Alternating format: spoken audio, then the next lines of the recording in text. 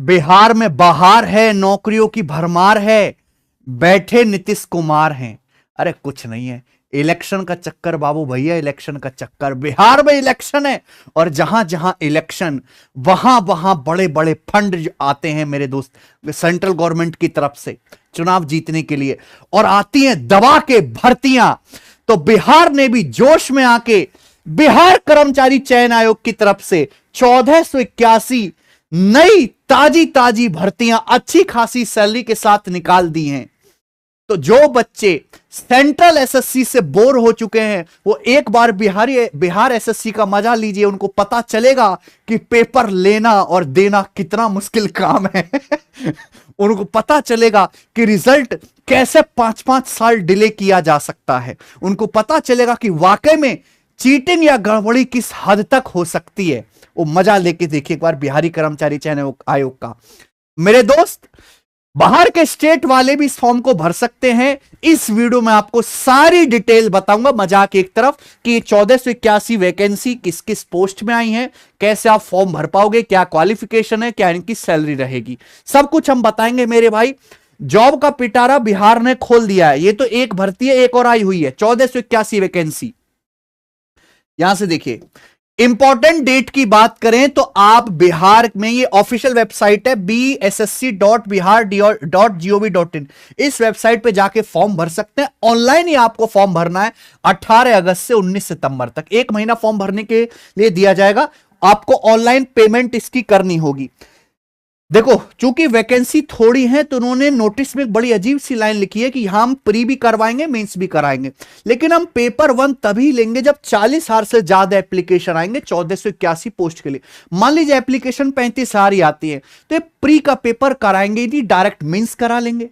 थोड़े से बच्चे उनको मेंस से ही छटनी कर लेंगे। तो ये इनका कहने का मतलब है भाई। अब 1481 में अलग अलग डिपार्टमेंट में बिहार स्टेट गवर्नमेंट की जॉब है, सेंट्रल गवर्नमेंट की जॉब ये नहीं है।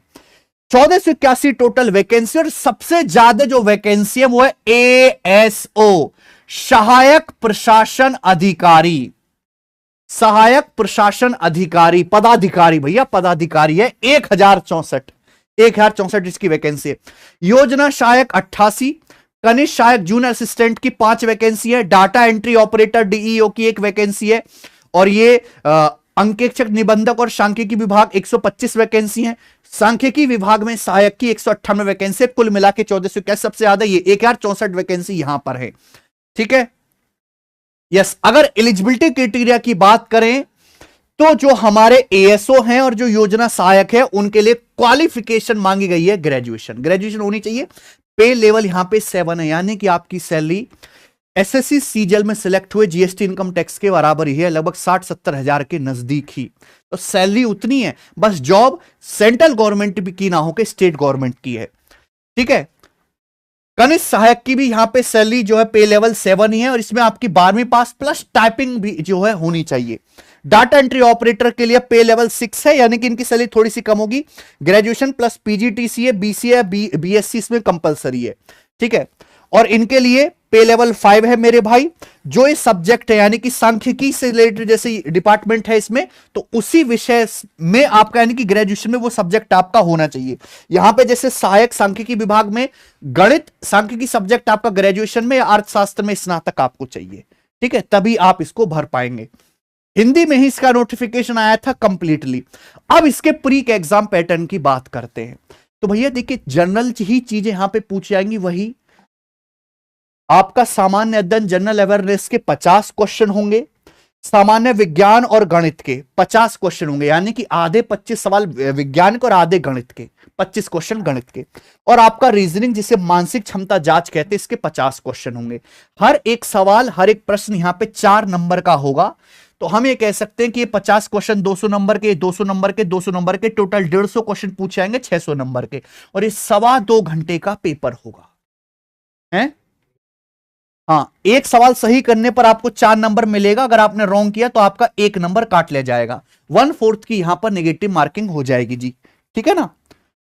अच्छा, एक चीज मैं आपको यहां पे बताता चलूं कि जैसे ये वैकेंसी आई हुई है यहां पर 1481, बिहार सरकार ने नियम निकाला है कि छोटी से लेके बड़ी से बड़ी वैकेंसी तक महिलाओं के लिए 35% सीटें रिजर्व हैं, यानी कि 35% सीट महिलाओं से ही भरी जाएंगी, चाहे उतनी योग्य महिलाएं उनको मिले या ना मिले। ठीक है, बाकी की जो सीट है उन पर ही लड़का लोग फाइट कर सकते हैं, वोट का चक्कर भैया। तो यानी कि 1481 का 35% जो है वो सीट महिलाओं के लिए रिजर्व है। तो लड़कियों के लिए अच्छी बात है, बिहार सरकार लड़कियों को ओवर प्रमोट कर रही है। ठीक है जी, 35% सीट गर्ल्स के लिए आरक्षित हैं। उसके बाद आ जाते हैं प्री का एग्जाम, अगर आप क्लियर कर लोगे तो आपका मेंस का एग्जाम होगा। इसमें देखिए 2 पेपर है, पेपर 1 पेपर फर्स्ट और पेपर सेकंड। पेपर फर्स्ट में हिंदी मेरे दोस्तों को, कि यहां पे ना डिपार्टमेंट प्रशासन से रिलेटेड काम है जैसे आपके पास, तो आपको हिंदी की नॉलेज चाहिए। बिहार में ज्यादातर लोग हिंदी पढ़ना लिखना ही समझ पाते हैं, तो इसलिए हिंदी की नॉलेज आपको टॉप होना चाहिए। हिंदी के 100 क्वेश्चन आएंगे और यहां भी एक क्वेश्चन 4 नंबर का होगा। उसके बाद पेपर सेकंड में 3 सेक्शन इन्होंने बना दिए ABC।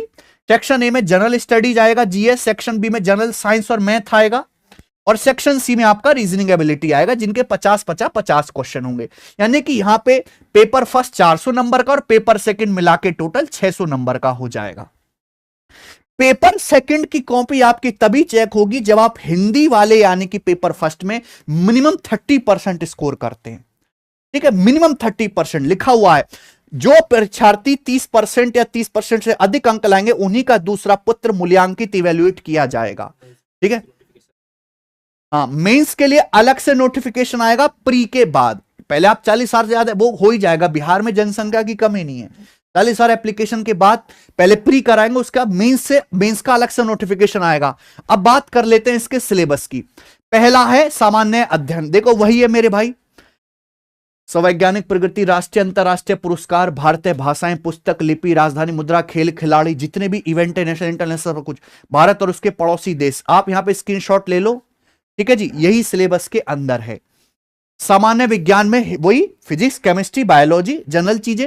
गणित में मेरे दोस्तों नंबर सिस्टम बहुत ज्यादा है, नंबर सिस्टम, डेसिमल, फ्रैक्शन और अर्थमेटिक मैथ, अनुपात, समानुपात, औसत, ब्याज, लाभ, हानि। एडवांस में ट्रिग्नोमेट्री, ज्योमेट्री यहां पर नहीं है। मेंसुरेशन के कुछ सवाल जरूर आ सकते हैं। रीजनिंग में मेरे प्यारे भाई शाब्दिक और गैर शाब्दिक दोनों ही तरह की, वर्बल, नॉन वर्बल दोनों आ सकती हैं।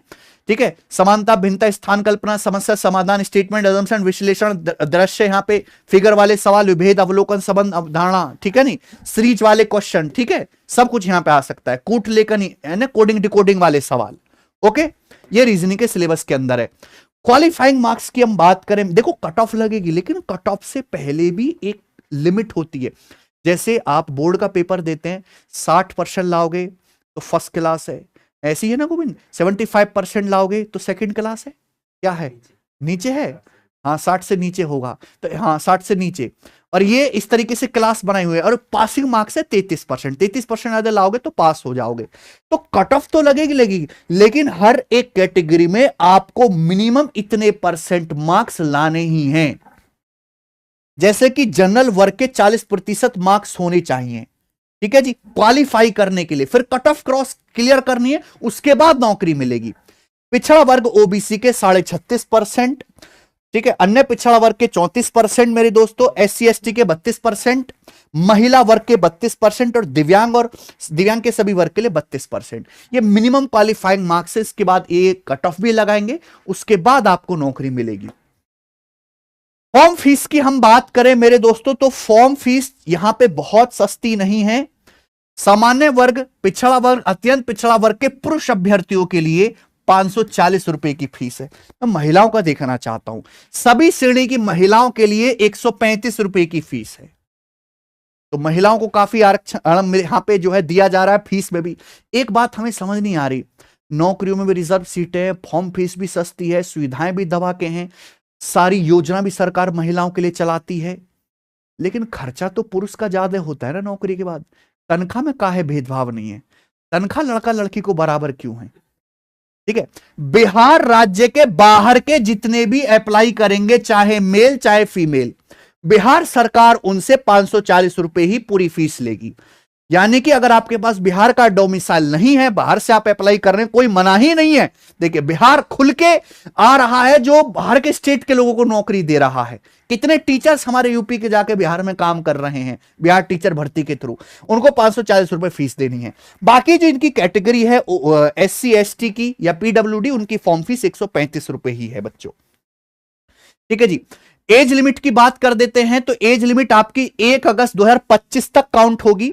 1 अगस्त 2025 तक मिनिमम एज आपकी 21 साल होनी चाहिए। और मैक्सिमम एज लिमिट की बात करें तो अधिकतम उम्र सीमा जनरल कैटेगरी के स्टूडेंट के लिए मेल 37 वर्ष है। यानी कि अगर आप जनरल कैटेगरी के 21 से 37 साल अगर आपकी उम्र है 1 अगस्त 2025 तक, तो आप ये फॉर्म भर पाएंगे।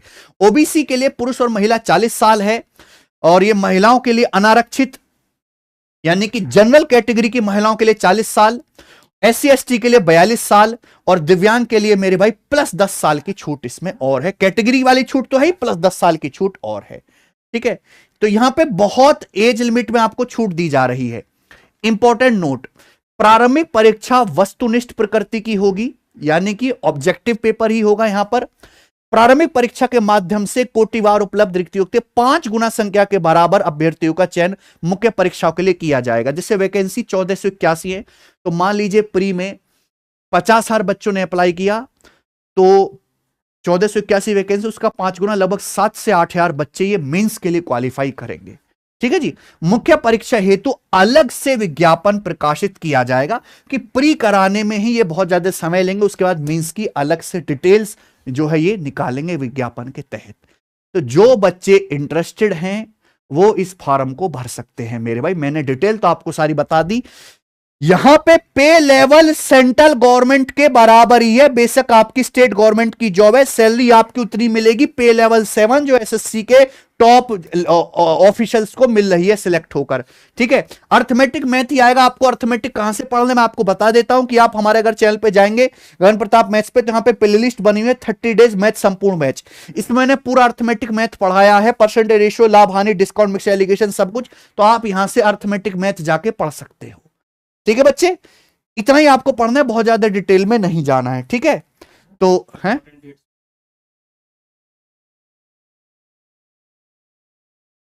पेमेंट की वो छोटी सी बात है, वो कर लेंगे बच्चे।